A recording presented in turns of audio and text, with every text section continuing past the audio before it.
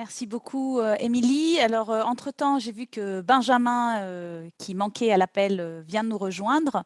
Donc, Benjamin, voilà, bonsoir, bienvenue. Tu rejoins, voilà, le siège avec les personnes qui sont là pour parler du livre. Donc, bonsoir à tous.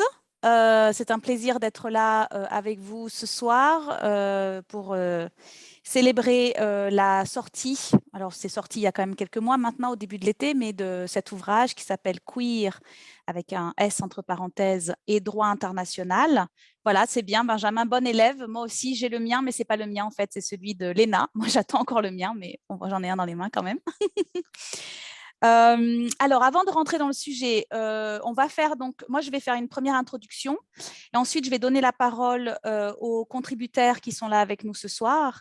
Et puis il y aura normalement un petit peu de temps pour un peu d'échange avec le public pour celles qui sont intéressées à intervenir.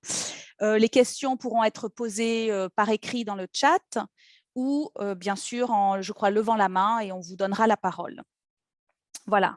Je tiens tout d'abord à remercier le Graduate Institute, l'Institut des hautes études internationales et du développement, le département de droit international et le centre genre, ainsi que le réseau FREE, qui est un réseau suisse en études féministes, juridiques et droit et genre, pour leur soutien, qui a permis en particulier d'avoir l'interprétariat ce soir, puisque ce n'est pas quelque chose de forcément facile à avoir.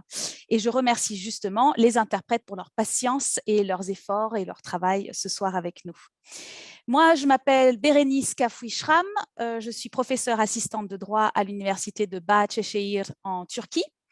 Mais j'ai fait mes études ici à l'Institut, c'est pour ça que j'ai collaboré avec Manon, Léna et Juliana dans la création de cet atelier sur queer et droit international qui dure toute cette semaine et dans le cadre duquel nous avons cet événement de ce soir, ce lancement du livre.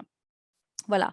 Je suis aussi donc co-directrice avec Emmanuel Tourme-Joannet de Sciences Po Paris du réseau Olympe en études féministes francophones du droit international. Et ce réseau, qui rassemble des chercheurs et des praticiens dans l'ère francophone, s'intéresse à la question de la dissémination de la pensée critique féministe, genre queer, dans l'ère francophone et donc souhaite promouvoir une science ouverte et plurilingue. Et donc, dans le cadre du réseau Olympe, on essaye de publier comme on peut, tant qu'on peut. Et donc, l'ouvrage que l'on célèbre ce soir, c'est le second ouvrage du réseau. Il y en a eu un déjà publié en 2016, je crois, qui s'appelait Féminisme, je crois, et droit international. Et puis, donc ça, c'est le second. Queer et droit international. L'aventure a commencé en 2016, oui, en 2016, et elle se termine en 2021. Ce fut long, ce fut ardu, ce fut tortueux, mais nous y sommes arrivés et je tiens encore une fois à remercier très publiquement les contributeurs pour leur patience avec moi, puisque c'est peut-être moi qui ai ralenti le processus comme j'ai fait l'entonnoir, mais bon, on y est arrivé. Alors, c'est un ouvrage collectif avec, si je ne me trompe pas, 9 chapitres en tout, 9 ou 8, je ne sais jamais. Le premier chapitre que j'ai écrit, qui est une introduction sur le sujet, et puis 8 chapitres plus thématiques, donc par chacun des contributeurs. L'idée avec cet ouvrage, c'était de contribuer au développement de la pensée féministe et dans le cadre du présent ouvrage de la pensée queer en droit international dans l'ère francophone où, dans le cas de la théorie queer, elles sont encore extrêmement minoritaires. Déjà, dans l'ère anglophone, les approches queer du droit international ne sont pas extrêmement développées, mais en français, c'est encore pire. Et donc, on a besoin de contribuer à ce développement. Et la publication de cet ouvrage, c'est une première étape pour faire connaître ces approches-là, pour faire connaître des chercheurs qui travaillent dans ces approches-là et pour faire connaître aussi des thématiques, pour montrer la diversité de ce que l'on peut faire avec la lentille queer, que ce soit utiliser la théorie queer pour déconstruire un domaine du droit international ou que ce soit pour s'intéresser, par exemple, aux droits humains des personnes LGBTQIA+, d'un autre côté, ou pour faire les deux en même temps. Tout est possible. Voilà. Donc, aujourd'hui, on lance officiellement cet ouvrage, en tout cas, on fait un événement pour le célébrer publiquement. Et je voulais justement revenir sur un peu l'idée du lancement pour dire pourquoi est-ce qu'on fait ça, où est-ce qu'on lance l'ouvrage, surtout qu'on le lance de manière virtuelle. Alors, qu'est-ce qu'on lance? On le lance dans quel espace? Donc, j'avais un petit slide à partager avec vous. Voilà, il y avait cet auteur qui n'est pas un auteur queer, qui ne fait pas de la théorie queer du droit et du droit international, mais qui est un auteur que j'aime beaucoup, qui fait du droit comparatif, même de la théorie du droit comparatif. Et il a écrit cet article, ce papier très, très intéressant qui parle du rapport que l'on a à soi lorsque l'on a fait des études juridiques, comment on se dépersonnalise. Et dans cette pièce, il parle aussi du livre dans lequel cet article est publié. Et il dit, publié, ce livre a déjà sa présence bien à lui. Il existe à part ses auteurs et son directeur. Donc, le directeur, c'est Pierre Legrand. Il fait sa vie, il voyage, il se dissémine, il est cité ou ignoré de manière puissante pour lui de compter.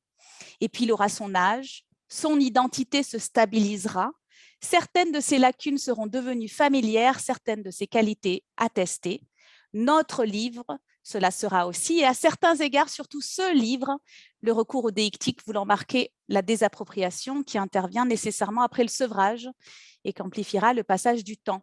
À terme, ce livre se situera dans le là de ce qu'en disent ou font les autres, beaucoup plus qu'il ne se sera jamais trouvé dans l'ici du nous qu'ils auront pensé et écrit. Du moins, et puisqu'il sera question de traces, est-il possible de désigner certaines balises, de proposer un état des lieux? Alors, je voulais commencer avec ça parce que c'était pour dire que ce livre, on l'a écrit ensemble, mais on l'a écrit pour le partager, pour qu'il existe en dehors de nous ce qu'on a voulu en faire. Et puis, je trouve que ce passage, finalement, lorsqu'on le lit à l'aune queer, il dit beaucoup de choses sur la question de l'identité, sur la question du voyage. Et je pense que ça s'inscrit parfaitement dans nous, ce qu'on a voulu faire aussi dans le cadre de l'atelier de cette semaine où on a utilisé la métaphore du voyage. Donc voilà, lançons l'objet dans l'espace, souhaitons-lui un bon voyage. Et puis, on va voir ce que chacune d'entre vous ont voulu transmettre dans ce livre. Alors, la citation se termine avec une question d'état des lieux, de balise.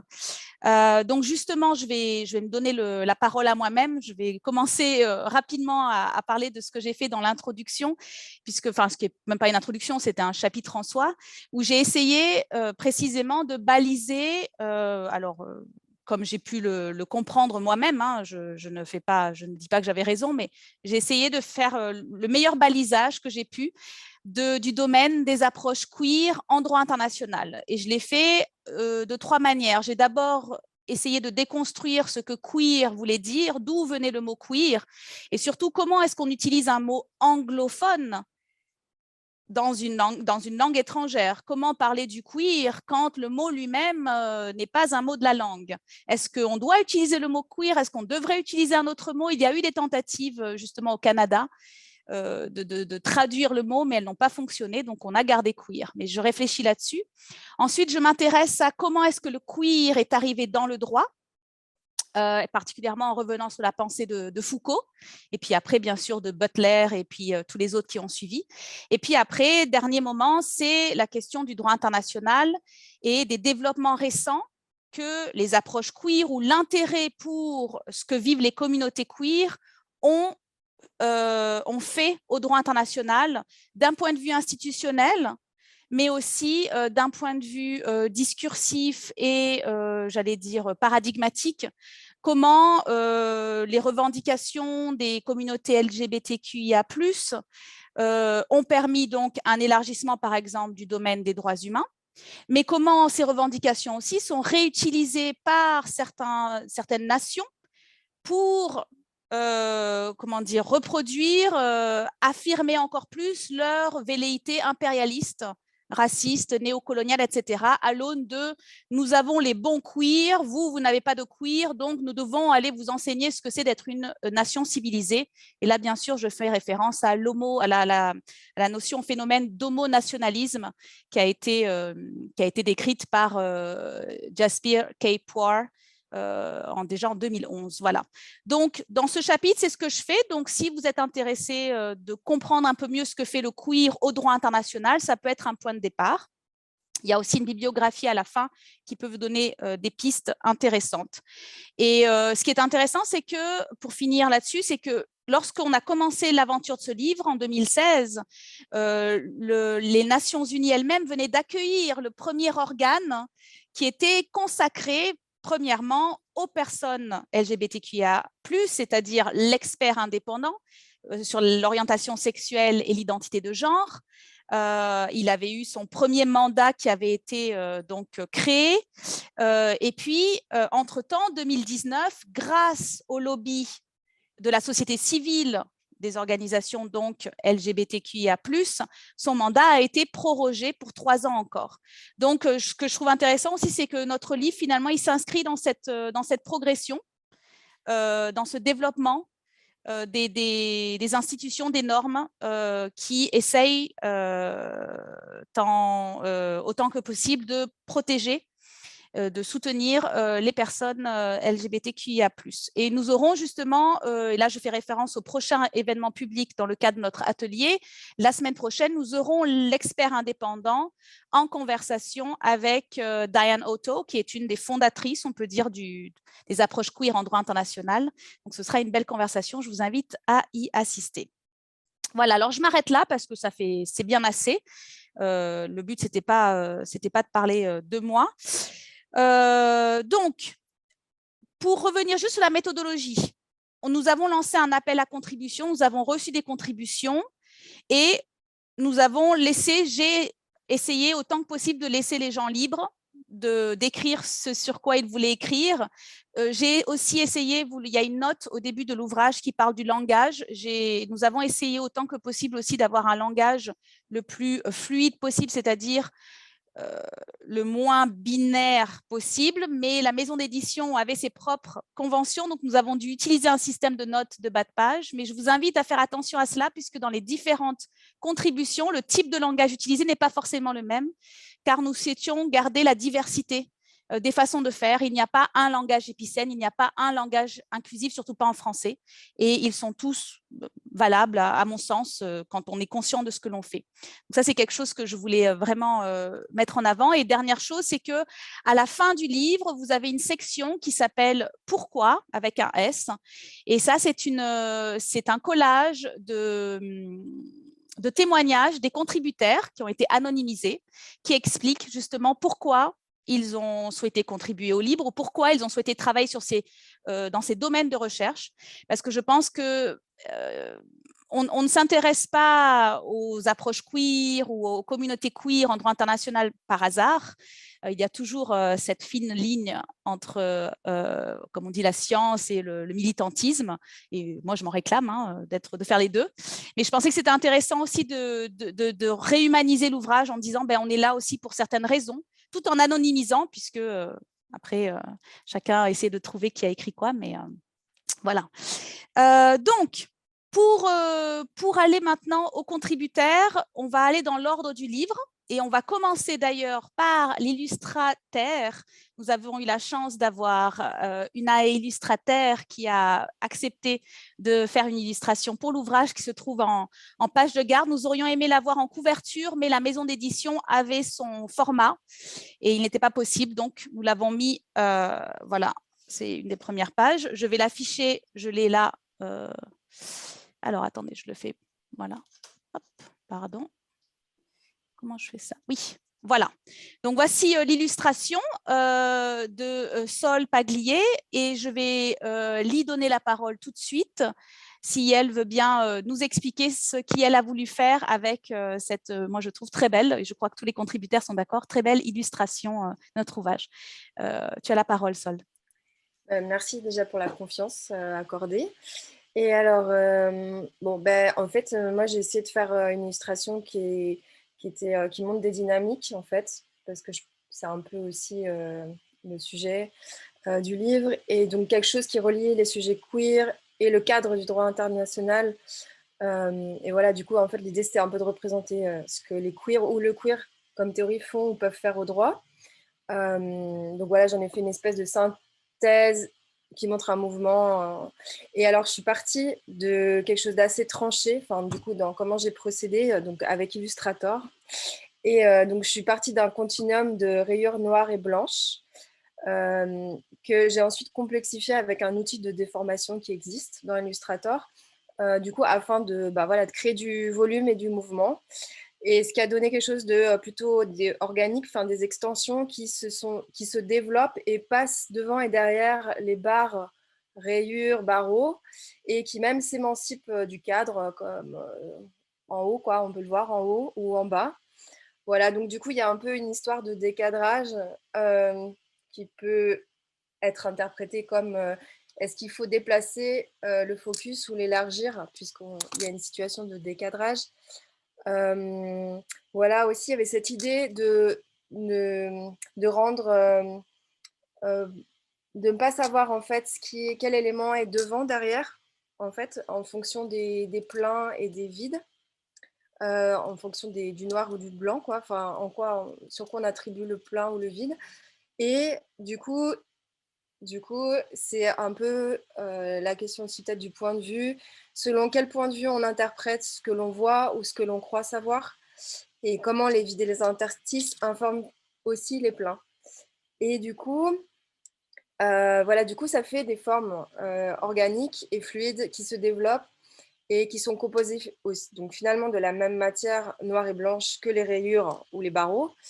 Et en même temps, ça peut montrer un cycle de quelque chose qui peut se rigidifier à nouveau ou subir à nouveau un cadre trop enfermant, redevenir norme. Voilà, dans l'idée un peu que tout se déplace et tout se replace. Voilà, rien n'est acquis et tout est mouvement. Voilà, bon bah du coup, voilà, c'est une idée, c'est une image en 2D et j'ai essayé à partir de ça, de cette deux dimensions, d'en suggérer plus, quoi. Voilà.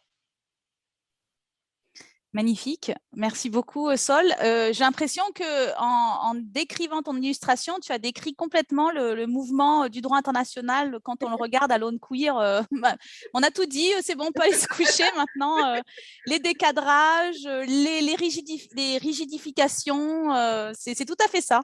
Ouais. Je pense que ce que nous, enfin, dans nos recherches, on voit aussi ce qui se passe justement avec le droit international, heureusement et malheureusement. Donc, merci beaucoup. Et j'ai oublié de mentionner que tu étais une AE artiste je crois, disciplinaire, c'est ça? Oui, on peut dire ça, ouais. Voilà. Et basée à... Marseille. Voilà. Alors, n'hésitez pas à faire appel à Ali si vous avez besoin d'autres illustrations et de plein d'autres choses puisque tu Oui, travailles sur d'autres médias. merci pour la confiance encore. Non, non, merci pour le travail. Moi, je suis très heureuse d'avoir pu intégrer un travail artistique dans un ouvrage universitaire. Je pense que c'était aussi une façon de queeriser une publication scientifique. Je pense que c'est important, sachant que l'art, c'est une forme aussi politique de revendication. Donc vraiment, moi, je suis très contente. Merci encore et merci d'être là ce soir. Alors, maintenant, je vais passer au chapitre avec des mots. Là, on avait un chapitre avec des formes et on va passer au chapitre avec les mots. Et je vais donner la parole à Nicolas. Avant ça, je vais le présenter rapidement en disant que Nicolas a fait sa thèse à l'Université de Montréal et de Bordeaux, je crois. Oui, voilà, parce que j'ai oublié, je ne retrouve pas mes notes, donc je le fais un peu de tête, comme ça c'est... Et puis ensuite, a été chercheur et maintenant magistrat et a aussi travaillé pour le médiateur pour les droits de l'enfant, c'est ça, je crois. Exactement. Et puis a beaucoup travaillé donc dans le domaine du droit lié au handicap, ainsi que aux approches critiques du droit, dont la théorie queer. Et donc ce soir, Nicolas, tu vas nous parler de ton chapitre. Si tu veux dire plus de choses sur toi-même, fais-toi plaisir. Je n'ai pas été très bonne, je m'excuse. Tu as la parole. Merci beaucoup, Bérénice, et surtout merci d'avoir persévéré pour le lancement de l'ouvrage. Vraiment, je suis très content d'avoir pu participer. Et puis, merci aussi à tous les autres contributeurs. Non, pas plus de mots sur moi, vous en avez assez entendu. Je voulais juste revenir rapidement, peut-être pour vous expliquer, mais tu l'as déjà fait, en fait, Bérénice, je pense que ça se comprend sur pourquoi est-ce que j'avais proposé ce chapitre. Et en fait, je dois dire que quand j'avais répondu à l'appel à projet, c'était vraiment prospectif. Je m'étais dit que j'avais envie de réfléchir sur 2 questions qui m'intéressaient et de voir ce qu'on pouvait faire en les faisant se rejoindre. Et donc, il y avait effectivement une question, disons une raison théorique qui était qu'effectivement, pendant ma thèse de doctorat, j'avais mobilisé les théories queer, ou la théorie queer, pour faire une critique du comparatiste, du positionnement du comparatiste français qui comparait le droit français et le droit canadien. Et donc, pendant cette thèse-là, je pense que comme pas mal d'entre nous, j'avais été fasciné par beaucoup de travaux, notamment ceux de Judith Butler, mais aussi de Jas Poix, comme tu l'as dit, mais aussi de Sarah Ahmed, qui étaient vraiment importantes pour moi. Et je faisais beaucoup de binge-watching de vidéos, notamment de la philosophe, de Judith Butler. Et j'étais tombée à un moment donné, pendant cette thèse, sur une discussion, une marche, en fait, parce que c'est le terme qu'elles utilisent entre 2 philosophes qui sont Sonora Taylor et donc Judith Butler, qui faisaient une marche dans Berkeley, à San Francisco, et où elles utilisaient toutes les 2 la théorie queer et les théories creep pour, en tout cas, comment utiliser les théories queer pour approcher les questions creep et de handicap. Et elles utilisaient pour ça une question de Deleuze, de Gilles Deleuze, qui était qu'est-ce qu'un corps peut faire. Et j'avais vraiment été fascinée par cette vidéo qui m'était restée très longtemps en tête. Donc ça, c'était disons pour le soubassement un peu théorique, l'origine théorique de mon chapitre. Et puis il y avait effectivement une raison pratique, qui est que j'ai travaillé pendant plusieurs années sur le droit du handicap, notamment le droit des enfants en situation de handicap. Et j'utilisais beaucoup la Convention internationale pour ça, pour faire évoluer les droits notamment. Et j'étais toujours très perturbée, à la fois parce que le comité faisait, mais aussi parce que moi, je faisais aussi, lorsque je demandais aux réclamants ou aux personnes de devoir toujours se redéfinir, de faire le récit d'elles-mêmes en disant pourquoi, est-ce qu'elles avaient un diagnostic, quelle était leur situation de handicap, est-ce qu'il y avait une reconnaissance administrative du handicap. Et je trouvais que ça venait en contradiction avec les propres approches théoriques queer que j'avais utilisées pendant ma thèse. Et c'était vraiment difficile de réconcilier ces 2 choses-là. Et donc, comment en mobilisant cette étiquette de handicap ou de personnes en situation de handicap, on intégrait tout de suite des réseaux de pouvoir, de domination. Et du coup, j'avais commencé à réfléchir en me disant qu'est-ce qui se passe, est-ce qu'on peut remobiliser autrement cette étiquette? Et là, on retrouvait l'autre aspect des théories queer. Donc ça, c'était un peu les deux champs que j'ai décidé de faire se rencontrer quand je t'ai proposé cet article-là. Et donc, pour vous présenter un petit peu, parce que l'article est assez long, donc je vais vous épargner mais pour vous dire un petit peu dans quelle direction j'ai réfléchi dans cet article-là. En fait, j'ai une première partie que j'ai appelée « Qu'est-ce que le queer peut faire ?» qui répond un peu à la question que toi aussi tu poses en introduction dans ton chapitre introductif de l'ouvrage. Et donc, mes objectifs et puis les résultats dans cette partie-là, pour moi, c'était de me dire bon, qu'est-ce que fait la théorie queer, comment on peut la définir, quelle critique on peut faire de l'institutionnalisation de la théorie queer, et est-ce qu'on peut la mobiliser dans d'autres domaines que ceux auxquels on pense traditionnellement. Et donc, à ce moment-là, je m'étais donc posé la question de savoir comment utiliser la théorie queer pour parler ou pour questionner les questions de droit du handicap. Et donc, à ce moment-là, j'ai découvert à ce moment-là tous les champs des théories creep, les creep theories, et notamment toute la critique creep de ce qu'on appelle le validisme, qui est donc au cœur de mon article et qui est un petit peu, pour la théorie queer, la critique de l'hétéronormativité. Donc, je me suis imprégné de toutes les théories creep pour savoir quels outils, disons, théoriques je pouvais mobiliser et extraire de ces champs de recherche-là pour approcher la Convention internationale sur le droit des personnes handicapées. Et donc, dans l'article, je vous propose une sorte de relecture un peu de l'historique des régimes de représentation des personnes handicapées en droit international. Et il me semblait que la Convention internationale, elle est un peu le résultat de toute cette construction des personnes handicapées ou en situation de handicap. Donc ça, c'est toute la première partie de l'ouvrage et de l'article. Et donc, j'en ai extrait, disons, 3 dimensions que j'ai utilisées comme outil critique pour approcher donc cette convention internationale, et c'est la deuxième partie de l'article, qui est qu'est-ce que le corps peut faire. Et donc, dans cette partie-là, je vous propose trois relectures critiques à partir des outils que j'ai utilisés pour la première partie, qui était donc un premier point que j'ai appelé le corps diagnostique. Et donc, je me suis réintéressé finalement à la question que je m'étais moi-même posée dans ma pratique, qui était de savoir quelles étaient les conséquences et comment, en obligeant les personnes toujours à se redéfinir, on les faisait intégrer dans des discours de pouvoir et de domination.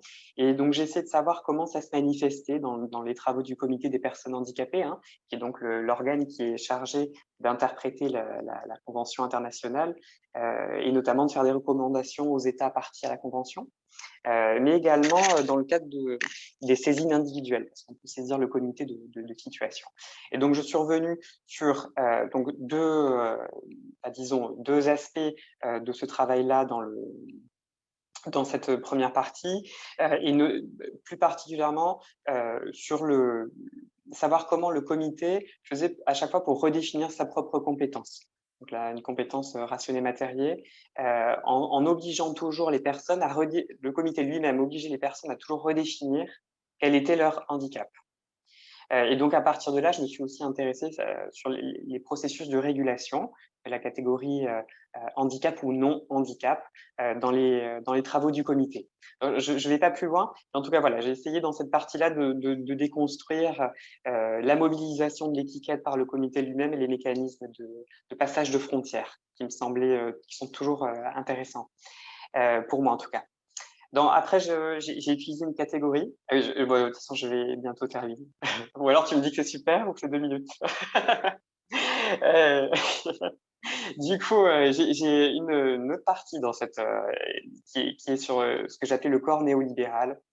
Donc, je me suis intéressée au parallèle entre l'évolution de la catégorie de personnes handicapées en droit international et aussi les régimes de rationalité économique qui avaient été mobilisés. Donc là, je me suis intéressée au processus de dépolitisation de l'origine du handicap, donc la relation de travail qui est à l'origine d'une situation de handicap, l'incarcération, par exemple, et aussi tous les processus de publicisation des personnes handicapées à travers notamment les questions d'accessibilité et d'aménagement raisonnable. Et donc, j'essaie de voir comment on régulait les personnes handicapées à travers cette régulation néolibérale avec des rationalités coût-avantage. C'est un peu cette partie-là. Et enfin, j'ai une troisième partie que j'ai appelée le corps frontière. Donc là, j'ai vraiment utilisé les théories de Sarah Ahmed, en tout cas, plus particulièrement dans cette partie-là. Et donc, je me suis intéressée à ce que c'était que la frontière identitaire du validisme. Et là, je l'ai fait dans deux dimensions, dans deux directions. La dimension patriarcale du validisme, donc la dialectique ou biexée du corps féminin, et aussi la dimension occidentaliste du validisme. Est-ce que le corps handicapé est toujours un corps blanc? Donc, voilà, je vais m'arrêter là en vous disant qu'en relisant l'article, je me rends compte à quel point il y a beaucoup de points qui sont limités et qui seraient par certains aspects un peu caricaturaux. Mais voilà, mon objectif était surtout de lancer quelques questions, hein, aussi dans l'espace, et à approfondir. Voilà, je vous remercie. Merci beaucoup, Nicolas. Caricaturaux, je te trouve un peu dur avec toi-même.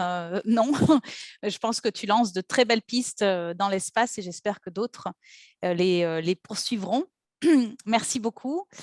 Alors, on m'a demandé de parler plus lentement, donc je vais essayer d'aller contre moi-même. Ça ne va pas être évident. Je vais donner la parole maintenant à Benjamin Moron. Je suis l'ordre du livre.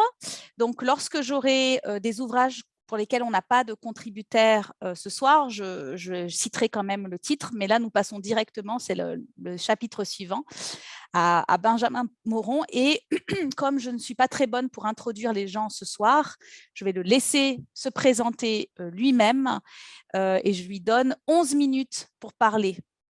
Voilà, c'est un nombre queer, je crois. Voilà. Tu as la parole, Benjamin. Merci beaucoup, Bérénice. Bonsoir à toutes. Merci à l'ensemble des organisateurs et aux institutions de soutien. Je suis très heureux de voir ce livre concrètement. Ça a été compliqué aussi à cause des difficultés à trouver un éditeur qui soit capable de porter ce projet, mais il est heureux que la Société de législation comparée, qui est en France connue pour ses liens très forts avec des institutions de premier plan, c'est quand même un établissement voilà, très, très classique par certains égards, est accepté. Cet ouvrage, c'est remarquable et je pense que c'est une marque aussi de confiance et de reconnaissance de sa qualité par le responsable actuel de cette association. Alors, notre travail avec Maître Mila Petkova est le résultat à la fois d'un travail de terrain comme avocate pour Maître Petkova et comme universitaire, parfois un peu sur le terrain pour moi-même, sur une catégorie de personnes minorisées qui nous paraissaient eh bien souvent assez peu visibles dans la littérature scientifique, les personnes intersexuées.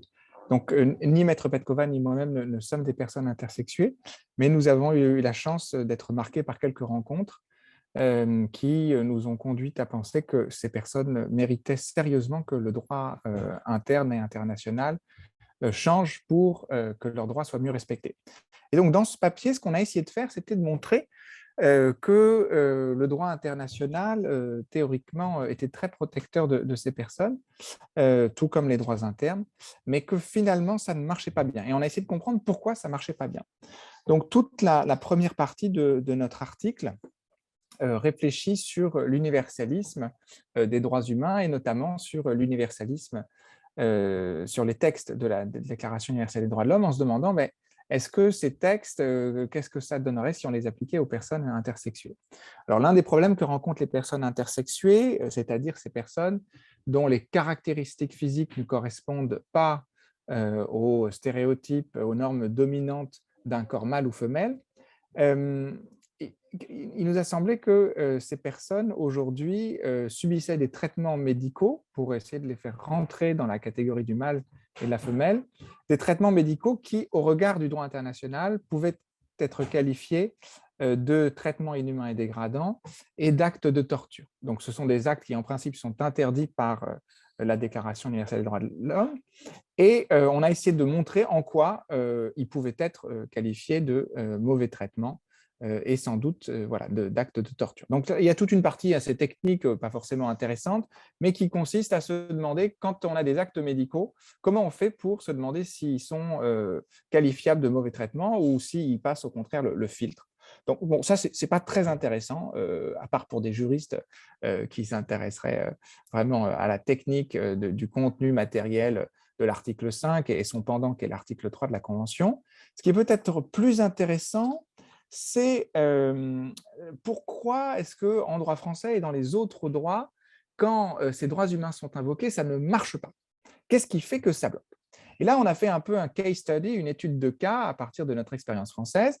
Pourquoi est-ce que quand une personne intersexuée frappe à la porte du juge et dit « Voilà, j'ai fait l'objet de mauvais traitements, je vous demande d'ouvrir une enquête, de poursuivre les médecins, qu'enfin on sache qu'il y a des traitements mutilants qui sont réalisés chaque année massivement dans les hôpitaux français, mais aussi partout ailleurs dans la plupart des pays, qu'il y ait des enquêtes et que ça s'arrête parce que les médecins auront pris peur. » Donc, pourquoi est-ce que finalement l'enquête n'a jamais été ouverte? Donc, cette affaire est allée jusqu'à la Cour de cassation. Elle est actuellement pendante devant la Cour européenne des droits de l'homme et elle s'est heurtée à la prescription. On a dit c'était il y a trop longtemps. Alors, l'avocate avait essayé de faire sauter la prescription en disant on avait menti à la personne, on lui avait fait croire qu'elle était malade et ce n'est que lorsqu'elle a appris qu'en fait, elle n'était pas malade, que ce n'était pas une femme malade qui méritait de recevoir des traitements, mais une personne intersexuée en bonne santé, ce n'est qu'à ce moment-là qu'elle a pris conscience que ce qu'elle avait subi, c'était des mauvais traitements. Donc, on est allé jusque devant la Cour de cassation pour essayer de dire il faut reporter la prescription, il faut reporter le point de départ, il faut au moins suspendre le cours de la prescription. Et la Cour de cassation a dit non, ça n'est pas possible. Cette personne a su, dès qu'elle était majeure, elle pouvait accéder à son dossier médical, elle a su ce qu'elle avait subi. Et ce qui est intéressant, c'est la qualification des faits par la Cour de cassation. Parce que la Cour ne tient pas du tout compte des quelques documents médicaux qui disent bien qu'elle est intersexe. Elle s'attache uniquement aux documents médicaux qui la qualifient de femme et elle refuse de rentrer dans une qualification de mensonge. Le terme n'est pas du tout employé. La personne est décrite comme une femme. Les traitements qu'elle a réalisés sont présentés comme des traitements médicaux. Donc, dans l'exposé des faits, on voit en fait que les juges n'arrivent pas à penser en dehors d'une binarité homme-femme et que cet individu est forcément une femme. Et donc, si c'est une femme, elle est malade et donc on ne peut pas lui avoir menti en lui cachant qu'elle n'était pas une femme mais une personne intersexe. Donc, en fait, c'est très, très tôt au stade de la qualification des faits que s'introduit un biais dans le raisonnement du juge et ce biais, en fait, va paralyser complètement l'application des droits fondamentaux, de sorte que cette personne, qui pourtant en droit français devrait être protégée par les textes sur l'intégrité physique, par les textes sur la nécessité médicale, eh bien cette personne finalement va se retrouver sans droit. On a développé un exemple similaire à propos de, cette fois non plus d'une question de mutilation génitale, mais une question de reconnaissance d'un sexe neutre à l'état civil. Je dis bien sexe parce qu'à l'époque, en droit français, c'était pas clairement du genre. Donc, on a fait une démarche pour dire, ben voilà, cette personne, elle a tout un phénotype, elle a également un comportement social qui ne correspond pas à la binarité. Et donc, on avait fait cette demande. Et là encore, les juges, n'arrivant pas à sortir d'une binarité existentielle, sont allés dire, ben voilà, cette personne a de la barbe, cette personne est mariée à une femme, donc c'est forcément un homme. Et impossibilité complète de penser en dehors de cette binarité.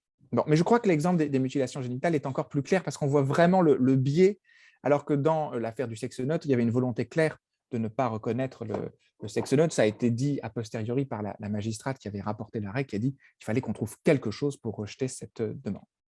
Bon. Alors, la deuxième partie de l'article, une fois qu'on a montré finalement qu'il y avait des beaux principes, mais qu'ils étaient universellement méconnus, et qu'on a montré un peu les deux leviers, soit des biais, soit vraiment une mauvaise volonté, enfin une volonté de ne pas rendre justice, on s'est demandé qu'est-ce qui pourrait permettre de changer les choses en droit international. Et on a regardé une première solution qui était, est-ce que si on fait un texte dédié aux minorités sexuées et de genre, est-ce que ça pourrait aider ces personnes? Alors, on est parti un peu des délibérations qu'il y a pu y avoir dans différents comités onusiens. On est parti aussi de l'expérience de la création d'un comité onusien spécifique aux femmes et de ce qu'avait pu en écrire Hilary Charlesworth. Et il nous a semblé que ça ne serait pas forcément une bonne idée. D'abord, ça serait très compliqué à faire parce qu'il y a une telle opposition de grand nombre de pays que finalement, on risquait de se retrouver avec assez peu de pays signataires de la Convention, à supposer qu'on arrive à en recueillir suffisamment pour élaborer la Convention. Et donc, ça aurait signifié finalement, ça aurait pu créer une sorte d'interprétation des textes communs, disant ces textes communs ne protègent pas ces minorités, il faut un texte spécial. Or, ce texte spécial, il a été ratifié par peu de pays. Donc, il nous en semblait que ça risquait d'être difficile et quand bien même on arriverait à faire un nouveau traité, les résultats ne seraient peut-être pas très bons, voire contre-productifs, en poussant une interprétation très restrictive des textes actuels. Donc, on s'est dit, plutôt que de créer de nouvelles normes, il serait plus intéressant de pousser vers des interprétations qui permettent une protection accrue de ces minorités. Donc, on ne change pas les textes actuels, on essaye de travailler sur l'interprétation. Et ça, c'est un travail c'est une solution qu'on a proposée dans la continuité d'un travail qu'on a mené en France à propos de la loi de bioéthique qui a été réformée cet été en France et où on espérait pouvoir obtenir un arrêt des mutilations génitales en France par cette loi en disant on n'a pas besoin de nouveaux textes, il nous faut juste interpréter correctement les textes actuels. Donc, cette solution nous semble pouvoir être transposée à la matière internationale, rester à chercher le véhicule de cette application plus élargie qui permettrait d'inclure les personnes intersexuées, de la même manière que naguère, on a fait rentrer les femmes dans les titulaires des droits de l'homme. C'était un peu le même mouvement qu'on voulait faire par un jeu de réinterprétation. En France, c'est comme ça que les femmes sont devenues bénéficiaires de la Déclaration des droits de l'homme et du citoyen de 1789. On a réinterprété cette déclaration à l'aune d'un principe d'universalisme qui était dans le préambule de notre Constitution en 1946. Et donc, on s'est dit, faisons pareil avec les deux IDH, dont l'article 1er pose un principe d'universalisme.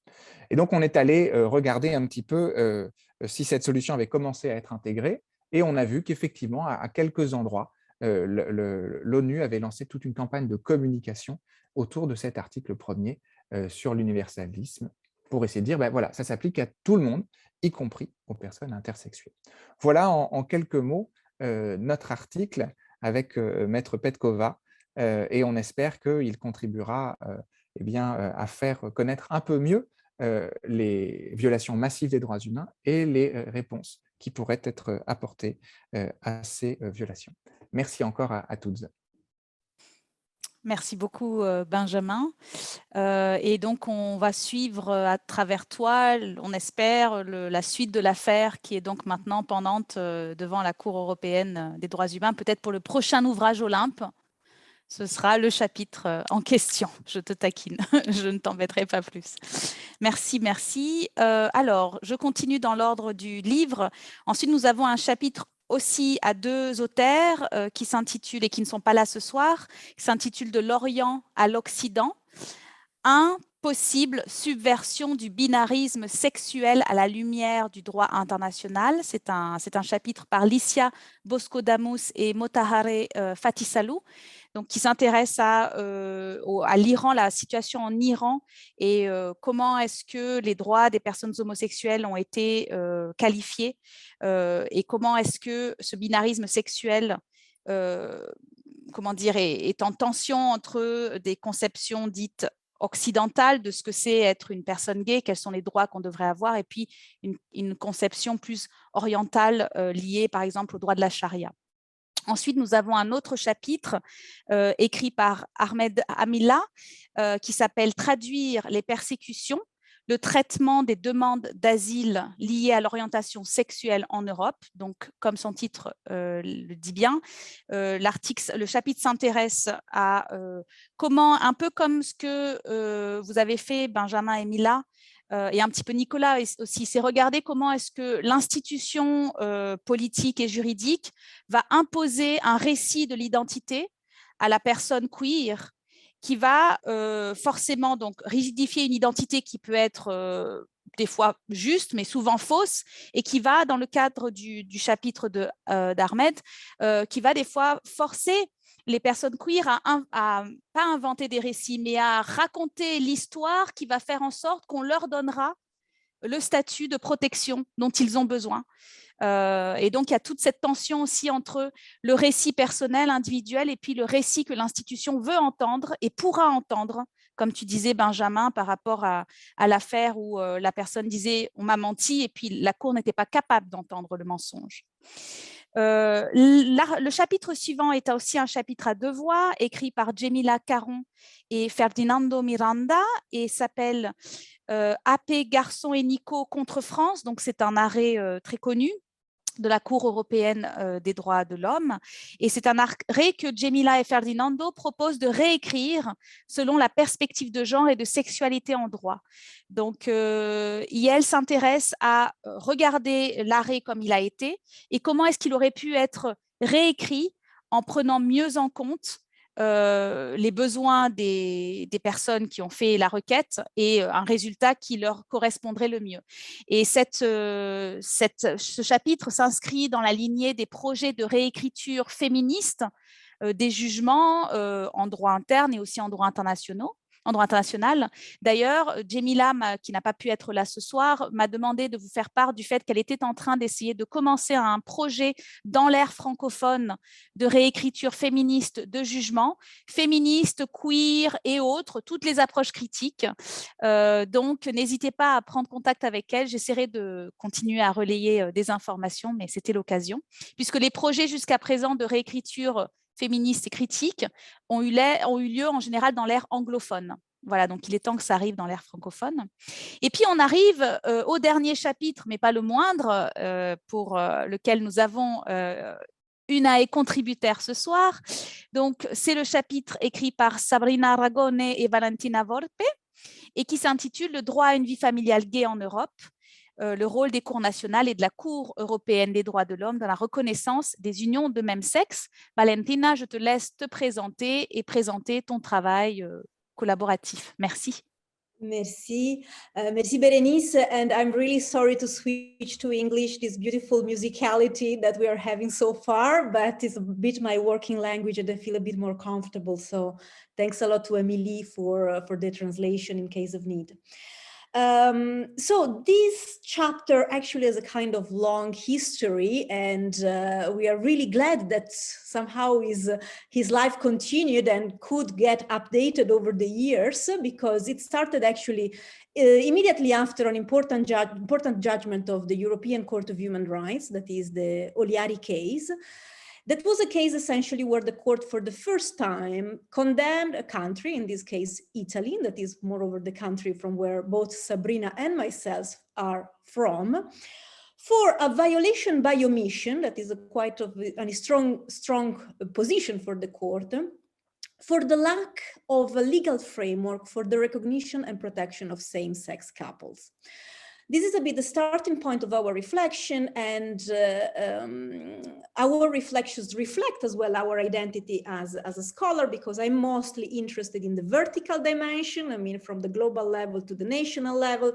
Sabrina is mostly a comparative lawyer, so we have an horizontal dimension of the paper that is actually the comparative one. And if you have the occasion to read that, you will see that, of course, we try to address the story, and in particular the role of courts in other countries than Italy, having nonetheless as a starting point the Strasbourg court. And what we found interesting in this case, and I will try really to be short because perhaps it can be interesting to have a bit of a discussion on that, was that this was the first time in which the court, as I mentioned, condemned a country for the lack of recognition of same-sex unions.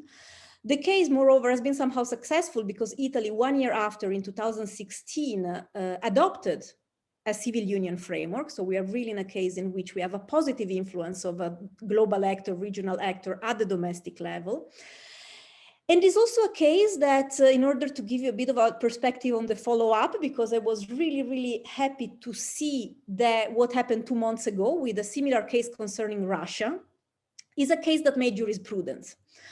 The case is not coming from nowhere. The Oliari case has an history in which the court started to reflect on the meaning of what are same-sex union.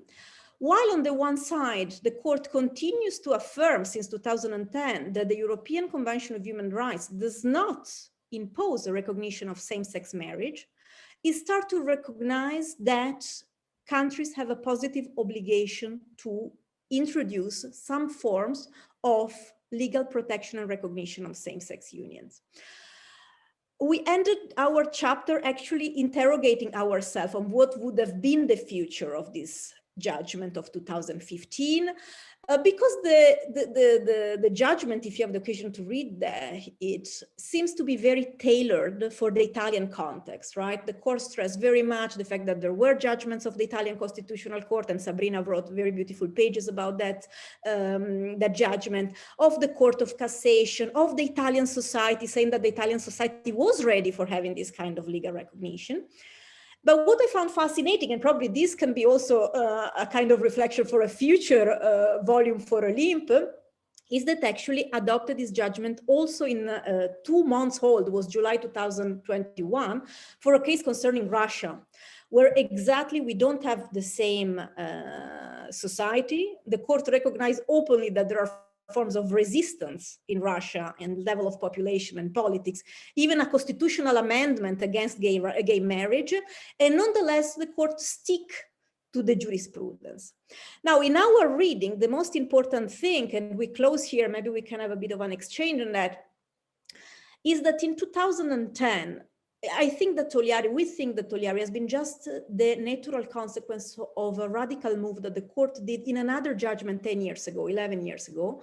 That was a case concerning Austria, Schalkenkopf, where essentially the court on the one side denied the imposition or the need of an introduction of same-sex marriage in the domestic legal order, but at the same time marked this important passage for us from the protection of private life from same-sex couple to the protection of family life.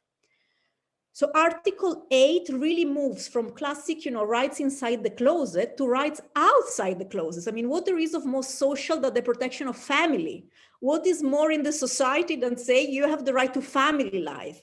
And this, of course, is a legitimation in our eyes for asking positive action to states. It's not anymore, privacy, don't do thing, but it's do thing. Create a legal framework, do something. Italy did so. I mean, Sabrina wrote nicely in the update for the French publication that in 2016, Italy complied with the judgment. Now, we can wonder if Russia in this recent case will actually do the same, and probably without against.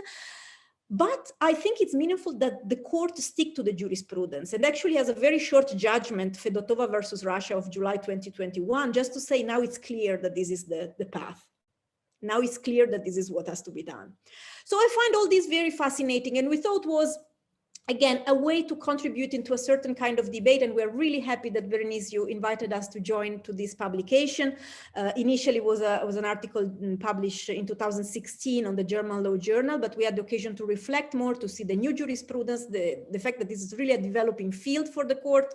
And as we just saw with the Fedotova case, I think we have many more things to, probably discuss in the future. And I will stop here. And thank you very much for having us on board. And it's also very beautiful to see you, more or less in person, and to give a face to the various contributions and exchanges we had so far. Thanks, Berenice. Thank you very much, Valentina. Oui, justement, c'est intéressant, votre chapitre, c'est quelque chose que je n'ai pas dit, mais parce que tu l'as dit, votre chapitre a d'abord été publié en anglais, vous avez fait le gros travail de le traduire en français, ce qui n'était pas facile, parce que traduire de l'anglais au français, c'est jamais facile, mais bien sûr, le langage juridique adapté, surtout lorsqu'on parle de genre, lorsqu'on parle du droit à la famille gay. Comment est-ce qu'on dit ça en français, par exemple? Et donc, merci beaucoup d'avoir fait cet effort, puisque ça a permis de rendre votre article accessible. Et je pense que, et c'est peut-être une question que je vais avoir pour laisser le temps aux personnes qui assistent à notre événement de réfléchir à une question qu'ils auraient envie ou un commentaire qu'elles voudraient dire. Moi, j'aurais peut-être une question pour vous tous. Cette question de traduction, c'est justement un des mots que j'utilise dans le titre de mon chapitre. Je parle de traduction puisque cet ouvrage, c'est essayer de faire rentrer dans l'ère francophone des concepts, des théories qui ont d'abord été élaborées en anglais, bien que Foucault n'a pas écrit en anglais à la base, voilà. Mais les théories ont fait le chemin, sont parties du français, sont arrivées en anglais, sont revenues vers nous. En tout cas nous les francophones. Je me demandais comment dans vos recherches respectives, que ce soit celles que vous avez menées pour le chapitre dans l'ouvrage ou celles que vous menez depuis, comment est-ce que ce phénomène de traduction se passe? Est-ce que vous avez l'obligation d'aller chercher en anglais des sources parce qu'en français il n'y a rien? Ou est-ce que vous dites non, je vais trouver en français des sources qui ne sont pas considérées comme queer, mais qui vont pouvoir faire le travail que je veux pouvoir faire dans le domaine auquel je m'attache. Voilà, je me demandais si vous aviez envie de réfléchir là-dessus, cette idée de traduction, qui je pense est très importante pour être sûr que la science se fait à l'aune de toutes les voies possibles et pas seulement d'une seule voie. Et là, je finis là-dessus, je parlais de traduction de l'anglais au français, mais bien sûr, Valentina, par exemple, ta langue maternelle, c'est l'italien.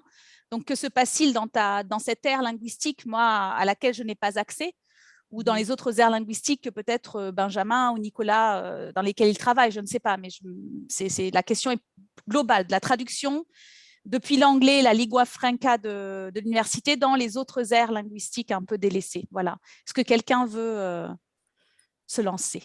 On ne parle que de lancement ce soir.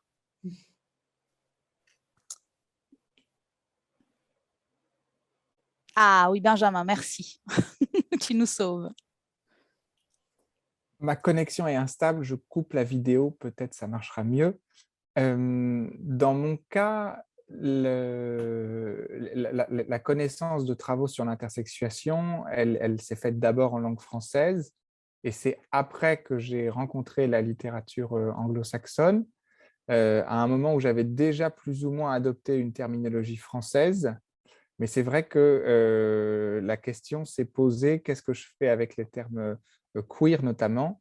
Et donc, assez vite, pour ma part, j'ai préféré trouver deux équivalents, soit études par les marges, quand on est dans un discours scientifique qui va utiliser le terme queer pour parler d'une sorte de théorie, soit quand on parle des personnes, parler de MISEG, qui est une abréviation que j'utilise, qui renvoie aux minorités sexuées, sexuelles et de genre, et qui, en tout cas, pour un juriste, est très satisfaisante, parce que parler de personnes LGBT tout de suite va donner une coloration activiste et risque d'écarter le lectorat, alors que si on est dans le champ du droit des minorités, ça semblera beaucoup plus acceptable. Et puis, il y a tout un régime juridique des minorités.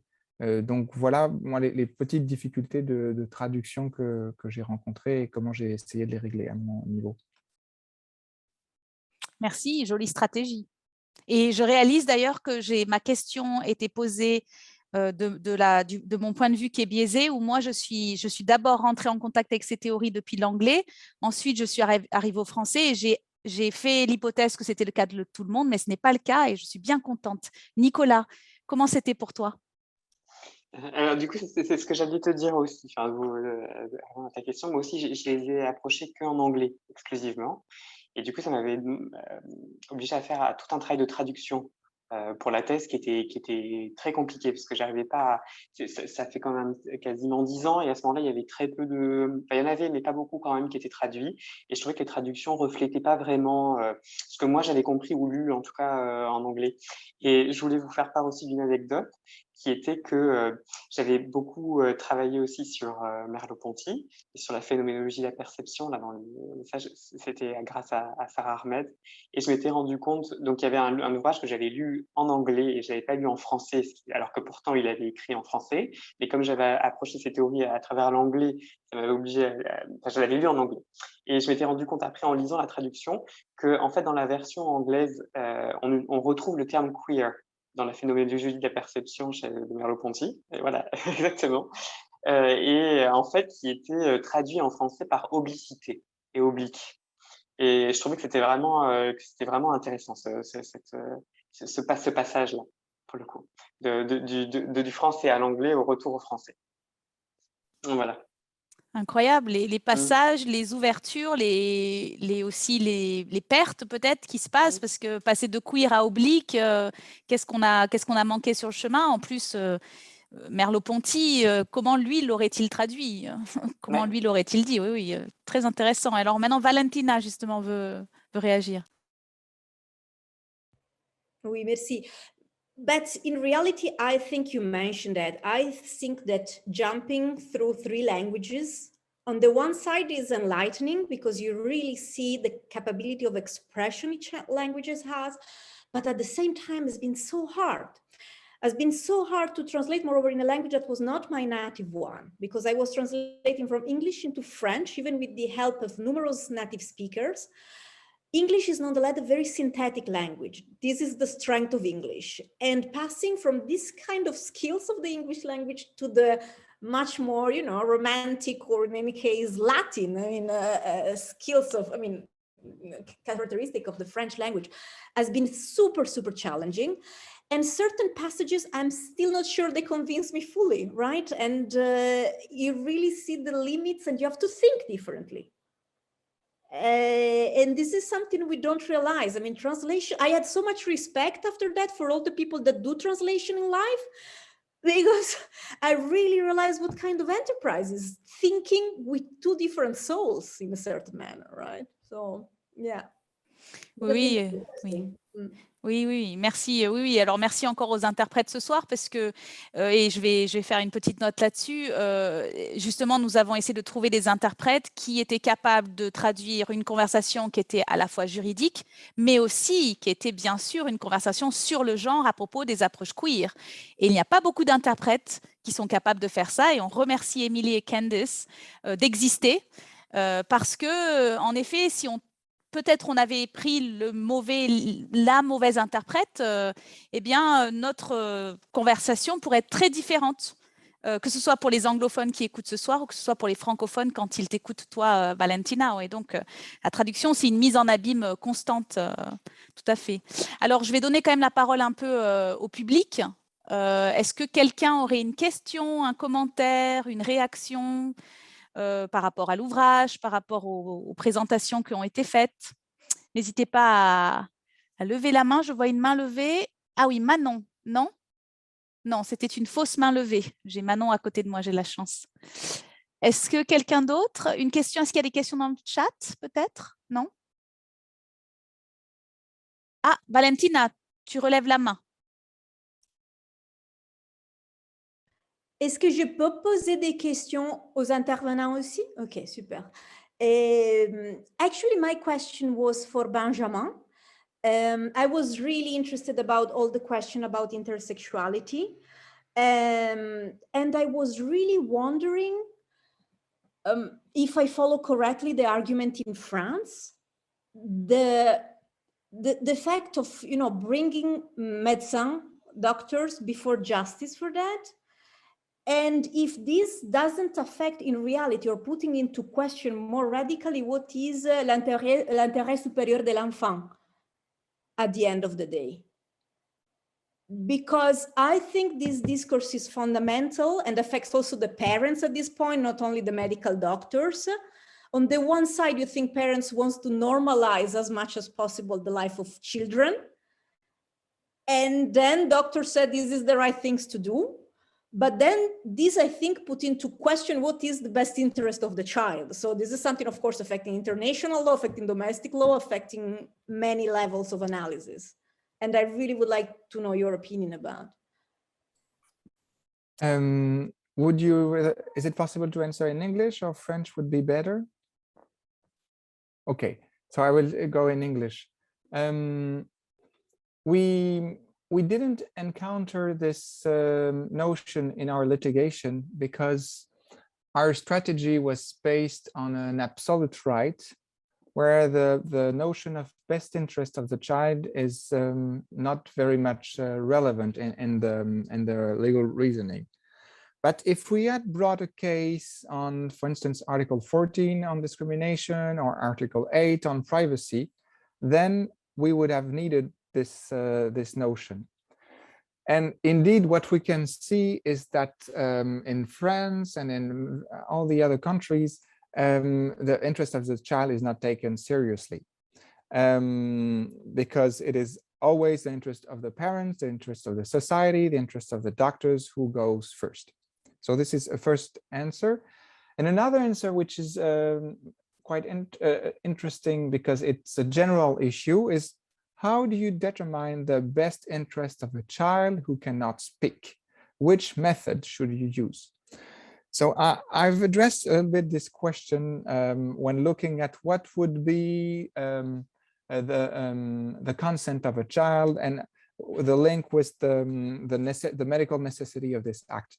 And what I suggested is that when you're not able to make an interview with the person, you should knock the door of the person who are in the same situation than this person and who are able to talk. So for instance, go ask the teenager, go ask the adults, the old people, and ask them how do they feel about those surgeries, ask them how do they feel about their gender, and then try to use their answers to determine what would be the best interest of the child.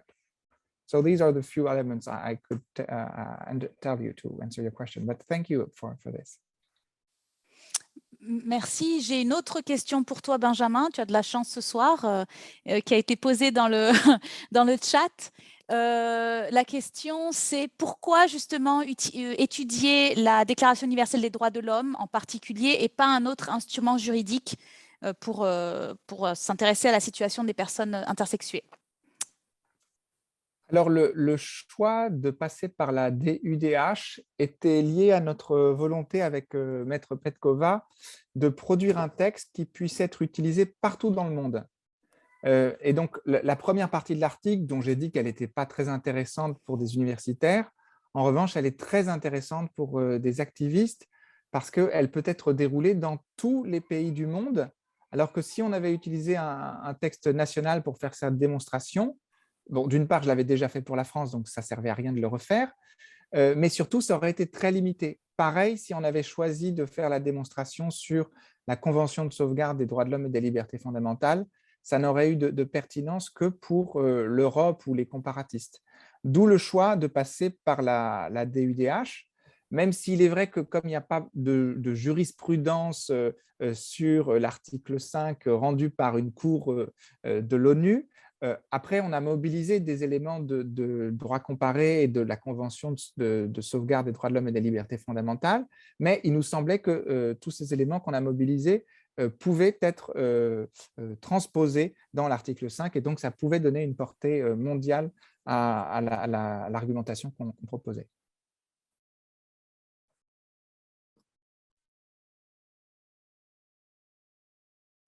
On ne t'entend pas, Bérénice. Votre micro est éteint, Bérénice. Merci, excusez-moi. Alors, il nous reste 5 minutes avant que l'on doive éteindre les micros. Tout le monde éteigne son micro, 5 minutes. Et donc, j'en profite pour une dernière question que je vais poser puisque je ne vois pas d'autres mains levées.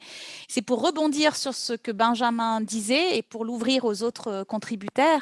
C'est la question de l'activisme, du militantisme et du droit. Donc, tu viens de nous dire que tu avais rédigé à escient cette première partie de votre chapitre pour qu'il puisse être mobilisé par des activistes. Et je pense que c'est très intelligent. Et donc, je me demandais si Valentina, si Nicolas avaient ce genre de considération lorsqu'ils avaient écrit leur chapitre ou lorsqu'ils écrivent d'autres publications, ou s'ils voulaient revenir sur comment est-ce que leur pratique du droit influencer leurs recherches et inversement, quelles étaient leurs positionnalités, leur positionnement sur cette passerelle étroite entre voilà, militantisme et puis travail juridique technique, on va dire. Alors, je vais donner la parole peut-être à Nicolas ou Valentina, puisque Benjamin, il faut que tu te reposes un peu là, je pense. Alors, je ne sais pas qui veut commencer. Nicolas, peut-être, oui. Bah oui. Du coup, je vais te répondre à un positionnement un petit peu bizarre, puisque du coup, étant devenu juge, c'est la question du militantisme, tu vois, elle va m'être reprochée. En tout cas, je dois dire que vous êtes sévère avec les juges quand même, hein. Certainement à dessein et avec raison, hein. Je partage bien évidemment tout ce qui a été dit. Mais c'est effectivement il y a un positionnement un petit peu étrange. Du coup, en plus, comme j'ai fait des affaires familiales et que j'ai l'intérêt de l'enfant effectivement à peu près dans toutes les procédures en tête, c'est vrai que voilà. Mais sinon, disons que ce militantisme passe à travers pour moi maintenant, de ce point de vue-là, hein, parce que j'ai quand même des obligations de réserve, passe plutôt du côté d'un investissement syndical.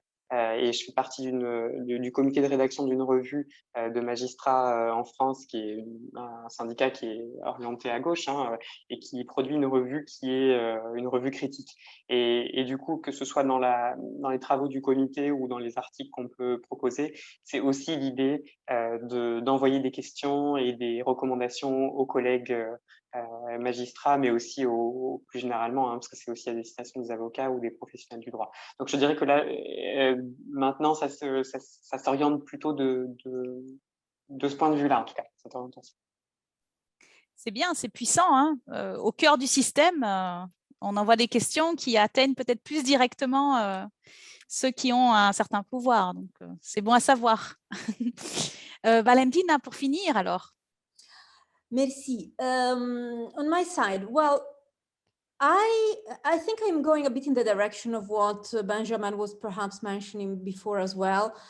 I'm really interested in the counter-majoritarian aspect. So this is where the guarantee of minority rights, including sexual minorities, is part of my scientific goal. And I'm particularly interested in this dimension. I believe that perhaps is even possible to have a stronger perspective if you don't have a label as militant, especially in the legal field. So engagé, mais peut-être pas militante.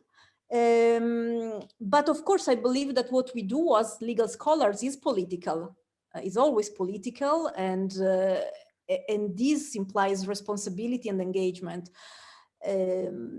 But the part that for me is more interesting is perhaps these counter-majoritarian aspects that passes through rights, that passes through minority rights, and in particular the role that different non-state actors can have. So in this sense, for sure, it's an interesting question to see in what ways we can veiculate political messages through what kind of means in order to be more effective as well, right? And it's a tiny line, the one between activism, militantisme, and engagement. Thank you very much. C'est une parfaite façon de s'arrêter puisqu'on parle encore de lancer des messages. Alors, on a lancé un livre et on va continuer à lancer des messages dans les aires linguistiques, les aires culturelles, les aires de pratique du droit, les aires universitaires. Et on espère que ces messages contribueront à protéger, à développer un droit qui protège les personnes dites minoritaires dans toute leur diversité. Et je m'arrête là puisque les interprètes, elles ont été généreuses déjà de leur temps avec nous et de leurs compétences. Je les remercie encore infiniment. Et puis, je vous remercie de votre présence et vous souhaite une excellente soirée. Et n'hésitez pas à acheter le livre ou à le faire acheter par les bibliothèques. Il mérite, je pense, d'être lancé encore plus loin. Merci encore et bonne soirée. Au revoir. Merci beaucoup. Au revoir. Merci.